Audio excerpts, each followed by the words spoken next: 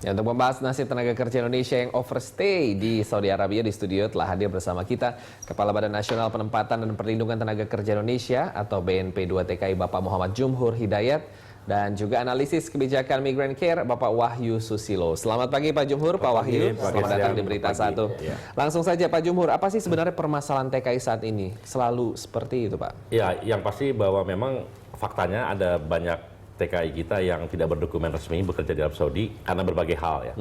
Jadi ada yang memang mereka overstayer, sudah habis kerja kemudian tidak memperpanjang kontraknya tapi tetap di situ. Kemudian ada juga yang dari umroh, dia berangkat umroh tapi tidak pulang ke tanah air terus bekerja. Ada juga yang kabur gitu ya, mereka karena dapat iming-iming bekerja di tempat lain lebih bagus, akhirnya dia menjadi kehilangan dokumen yang resmi ketenagakerjaan.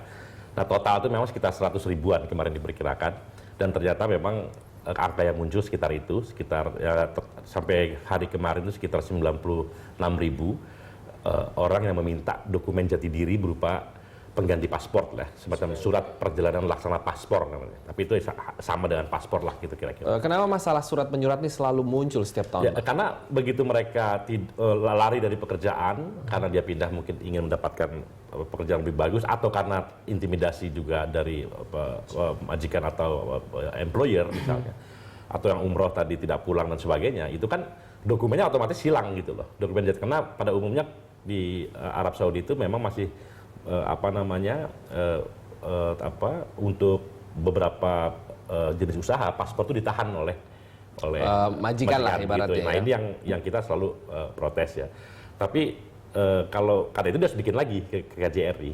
Namun kalau yang tidak ya dia tidak perlu. Cuman dia tidak berdokumen resmi sebagai ketenagakerjaan saja. Nah sekarang ini ada dari 96 ribu itu sudah kita buatkan, tapi itu tidak otomatis mereka resmi sebagai warga negara Indonesia gitu ya, karena udah punya dokumen jati diri yang tadinya tidak punya dokumen. Nah itu sebagai alat untuk mendapatkan pekerjaan baru atau dia pulang ke tanah air, pilihannya dua itu kan. Nah dari 96 ribu itu yang belum mengurus kedua-duanya kira-kira 73 ribu. Nah, yang sudah ngurus izin pulang sekitar 6 ribu lebih ya. Dan sekarang sudah pulang, mereka amnesti untuk dipulangkan tanpa denda dan sebagainya. Dan sisanya sekitar 15 ribu, 16 ribu itu udah mendapatkan dokumen kerja. Udah dapat dokumen untuk kerja bekerja ya? kembali. Nah, itu kan yang sudah di sana ya. Betul. Nah kalau kita ngeliat Pak Jumhur dari Indonesia lah berangkat ke sana, apakah mereka juga tidak dimiliki dengan surat kerja seperti itu atau gimana? Semua komplit. Bagi mereka yang bekerja secara prosedural, ya mereka punya dokumen ketenagakerjaan. Seleksinya bagaimana sejauh ini? Kalau sebelum mereka berangkat seperti itu? Mereka semua pasti, kalau mereka berangkat dengan dokumen ketenagakerjaan, artinya memang resmi ingin bekerja, ya mereka komplit dokumen. Tapi setelah di sana, misalnya mereka kontrak 2 tahun, tiba-tiba ingin diperpanjang, dia tidak lapor. Jadi permasalahannya ada pada saat mereka di sana, betul, bukan saat berangkat. Bukan saat berangkat, begitu. Tanggapannya Pak Wahyu? Ya, saya kira yang beda dengan sistem di negara lain yang berlaku di Arab Saudi dan juga di negara Timur Tengah yang lain dalam soal keimigrasian adalah berlakunya kafala sistem. Ini yang saya kira menyulitkan sistem amnesti ya, pembaruan dokumen di sana. Beda kalau kita bandingkan dengan Malaysia. Malaysia itu amnesti, TKI kita bahkan ratusan ribu terlayani karena memang ketika sudah punya dokumen baru nggak perlu lagi butuh data lama. Nah yang terjadi di Saudi ini, pemerintah Saudi tetap mewajibkan TKI kita harus merekod data lama yang saya kira itu sangat menyulitkan bagi teman-teman TKI kita, apalagi pendataan di kita pada waktu itu ya, karena kebanyakan TKI kita overstay itu mereka sudah lama tinggal 10 tahun, 15 tahun atau paling tidak 5 tahun, itu datanya sulit untuk mereka dapatkan. Pertama, paspor mungkin dipegang oleh majikan, paspor mungkin hilang, itu yang saya kira menyulitkan, karena misalnya tadi datanya ya, sudah banyak TKI kita yang memproses ini tapi tidak lebih dari 20% yang mendapatkan. Betul. Ini salah satunya karena adanya kafala sistem. Dan yang kedua, secara internal ada dualisme di dalam sistem yang diterapkan dalam amnesti oleh perwakilan yang merilis bahwa biayanya hanya 65 real, tapi pada saat yang lain selepas peristiwa pembakaran atau kerusuhan di KJRI Jeddah itu Kemenaker Trans menggandeng Perwalu yang kemudian memproses dokumen sekaligus untuk mendapatkan majikan macam-macam yang biayanya 3.600 sampai 3.900 rial. Ini yang saya kira juga membuat bingung teman-teman TKI kita. Dia mau ikut mana, mau bayar yang mana? Tentunya kan pengen yang murah, tapi saya kira ada kebimbangan sebenarnya juga dari ini yang pertanyaan yang sering datang ke kami, ada dualisme dalam pengurusan ini. Mau ikut Perwalu atau mau ikut yang dilakukan oleh perwakilan yang hanya biayanya 65. Tidak ada penjelasan yang tuntas tentang dualisme ini yang saya kira ini juga salah satu penyebab. Apa yang dilakukan BNP 2TKI kalau ya, jadi begini, saya ingin menjelaskan Pak Wahyu, salah satu ada yang muncul di permukaan seperti itu. Namun yang mungkin yang tepat begini, dua jalur itu tetap dijalankan karena kalau KBRI itu atau KJRI itu tidak berfungsi sebagai job server atau pencari pengantar kerja. Dia hanya berfungsi untuk melegalisasi apa-apa yang sudah disepakati antar employer atau pengguna jasa dengan calon tenaga kerja. Datang ke KBRI, mereka melegalisasi sebuah kontrak gitu ya. Nah, yang dimaksud dengan Perwalu tadi itu, Menteri Tenaga Kerja mengeluarkan Perwalu, itu adalah ada fungsi job server untuk mencarikan orang pekerjaan. Jadi para calon pengguna, dia butuh TKI, TKI butuh calon pengguna, ketemunya di mana? Penghubungnya. Nah, ketemunya itu dalam Perwalu itu. Jadi karena itu Perwalu ini tidak mengambil dana dari TKI, jadi sesuai dengan hukum internasional perburuhan, dia hanya boleh mengambil keuntungan dari calon pengguna jasa. Jadi si perusahaan butuh tenaga kerja, ya saya cariin karena dia memang mencari kan, mendata dan sebagainya, dia wajib membayar. Jadi dua jalur ini berjalan. Nah, kalau kita menutup jalur ini, maka TKI akan kebingungan. Kemudian calon pengguna jasa juga akan kebingungan kemana saya mencari TKI yang akan diputihkan ini untuk bisa kerja tempat kami. Jadi kira-kira seperti itu Pak Wahyu. Ya, tapi kan tidak ada penjelasan yang tuntas di antara teman-teman. Kemudian teman-teman kok saya harus bayar sekian. Ya. Karena juga nggak ada jaminan kalau misalnya TKI sudah membayar itu nanti digantikan oleh majikan karena pengalaman selama ini kasus-kasus TKI kita yang lari karena juga tidak dibayar gajinya oleh majikan. Apakah ada jaminan juga TKI kita? Berarti yang dibutuhkan informasi dan kejelasan gimana Pak Jumhur? Ya, saya rasa mungkin itu belum tersosialisasi dengan baik di tanah air ya. Tapi sekali lagi yang pasti dana itu diambilnya dari calon pengguna, jadi dari perusahaan atau dari calon orang yang akan mempekerjakan, tidak dari dananya. Karena yang datang itu justru si calon penggunanya itu ke pusat itu gitu bersama TKI-nya.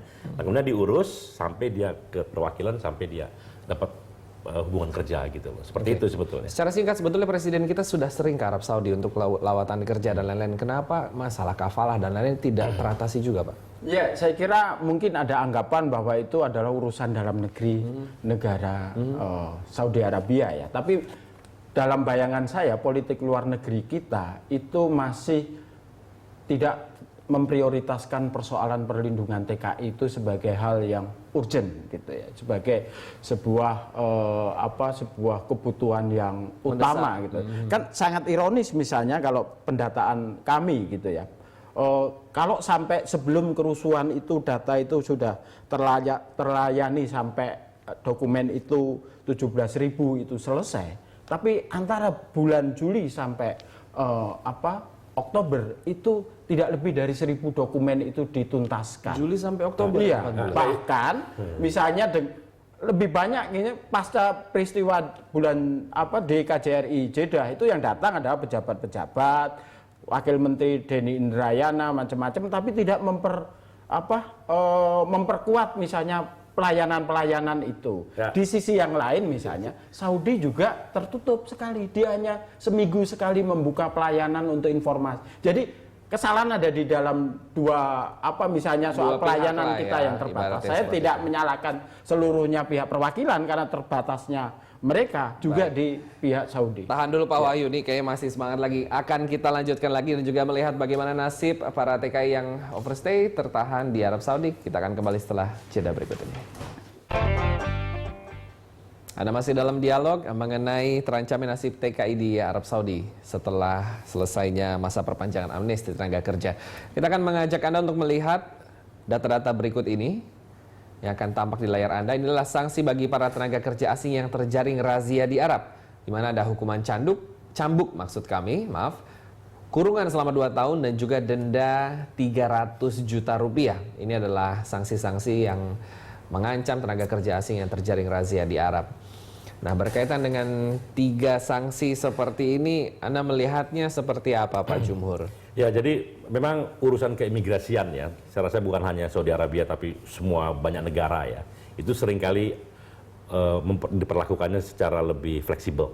Sebagai contoh ya, yang Anda barusan buat data itu, jadi itu memang peraturannya seperti itu. Di sana ya peraturannya ya. Tapi faktanya yang terjadi bahkan ketika tanggal 4 mulai ada razia, itu diumumkan sendiri oleh pemerintah Saudi bahwa razia tidak boleh dilakukan kepada rumah-rumah. Itu ilegal dan terlarang. Jangan sampai menerima apa itu polisi, petugas imigrasi dilarang keras razia ke rumah-rumah. Padahal 90% TKI yang tidak berdokumen, kira-kira itu 80%, itu yang ada di rumah-rumah. Artinya berarti tidak menjadi target daripada peraturan itu kan, karena nggak boleh dirazia.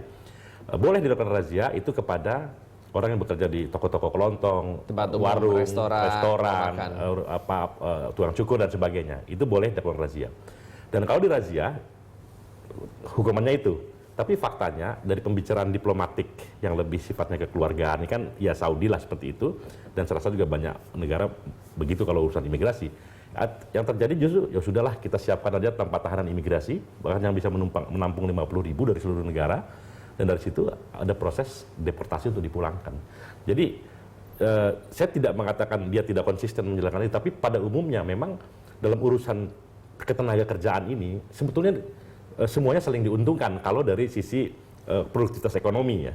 Orang Indonesia yang bekerja tanpa dokumen itu menguntungkan orang rakyat Saudi juga. Nah itu semacam apa ya, memberikan tanda kutip penghargaan ketika ya sudahlah sekarang kita pupus tapi Anda pulang, kira-kira begitu. Nah itu yang saya rasa saya juga memberikan apresiasi ya. Telah terjadi proses penegakan hukum secara lebih bermartabat, tidak dikejar-kejar dan ada diplomasi juga. Tanggapan Pak Wahyu? Saya kira ini kita harus pertanyakan soal standar gandanya. Itu semua hukuman untuk TKI yang terjaring. Tapi bagaimana untuk majikan? Ya. Harusnya kan ada penegakan hukum untuk majikan yang sudah bertahun-tahun mempekerjakan mereka secara undokumen. Itu nggak dirilis oleh pemerintah Saudi Arabia gitu ya. Kemudian yang soal apakah masuk akal gitu ya. Kalau itu dilakukan, penegakan hukum dilakukan, puluhan ribu orang masuk penjara pada saat yang sama. Ini kan pertama, apakah ada tempat yang muat untuk secara bersama-sama proses peradilannya. Ya. Jadi ada peradilan massal untuk mereka. Yang kedua, tapi kita tetap harus, saya kira kita tetap minta pemerintah Indonesia memonitor itu. Karena laporan dari beberapa teman yang memantau di sana, ada relawan-relawan yang memantau di sana. Ada beberapa keluarga yang sudah mengusir TKI kita dari keluarganya, dari rumah tangga yang selama ini dia menjadi mempekerjakan pekerja. Kemudian memang sekarang ada akumulasi dari teman-teman TKI kita yang belum selesai dokumennya itu ke kolong jembatan Filistin yang jumlahnya sampai sekarang sudah lebih dari 6.000 orang. Itu juga harus dipastikan rasa aman mereka, kemudian keberadaan mereka, dan kemudian saya kira yang penting dilakukan, kalaupun misalnya penegakan hukum itu terjadi, ini yang juga hari ini beberapa lembaga HAM internasional memonitor proses ini, harus dipastikan bahwa proses penegakan hukum itu tidak menggunakan alat-alat kekerasan.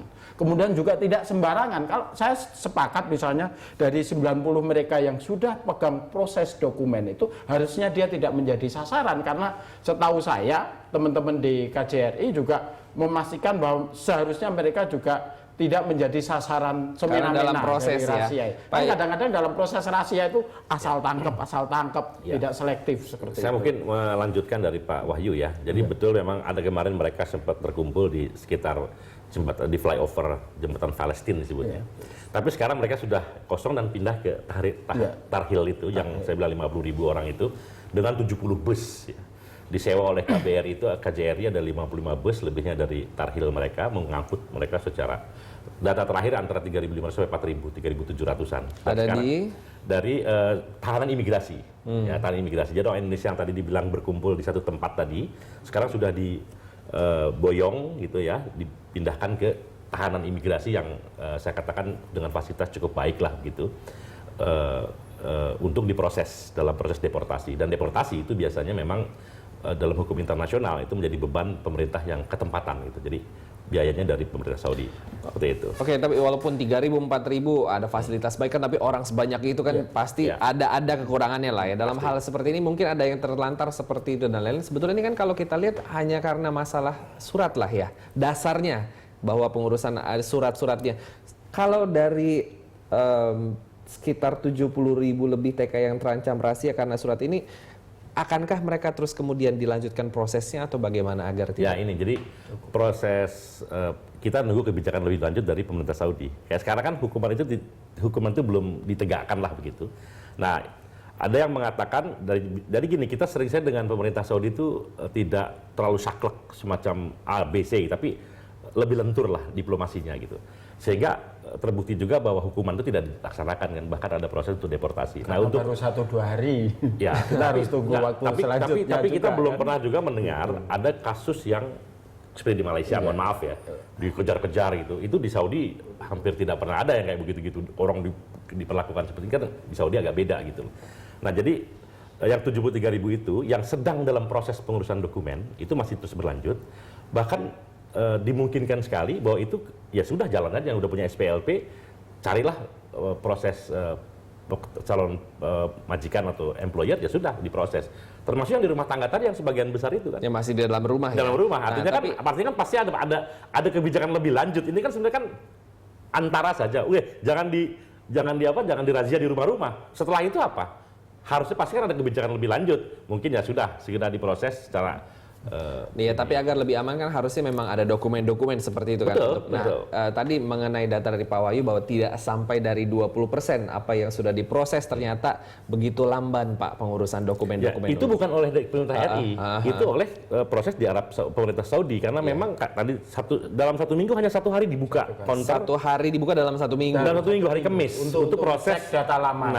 Data lama legalisasi itu 1 minggu. Baru dibuka 3 hari itu selepas tanggal 13 Oktober. Setelah Idul haji lah kira-kira begitu. Jadi intinya ada bottleneck yang terjadi itu bukan di kita tapi di pihak sana. Gitu. Jadi kalau kita melihat secara sekilas gitu berarti kita tergantung sama negara yang di sana sebetulnya ya, kasihan juga. Memang mereka negara berdaulat kan. Artinya mereka, tapi kan yang pasti yang kita harus saksikan adalah apakah proses itu memartabatkan atau tidak, atau dikejar-kejar seperti ya kita tahu lah ada negara tetangga juga yang kalau ngejar-ngejar TKI kayak serem gitulah. Ini kan enggak gitu. Ini yang menurut saya sih kita juga harus fair ya. Oke. Karena orang Indonesia juga jujur aja nih, kita nyediain empty Hajj flight 7.000 seats Garuda. Oke, kita meeting itu untuk meyakini bahwa ada 7.000 tempat duduk yang empty flight dengan biaya cuma $188. Yeah. Kira-kira 40-30% dari biaya normal. Dari 7.000 seat yang disiapkan, 7.200 seat gitu ya, yang menggunakan cuma 700 orang.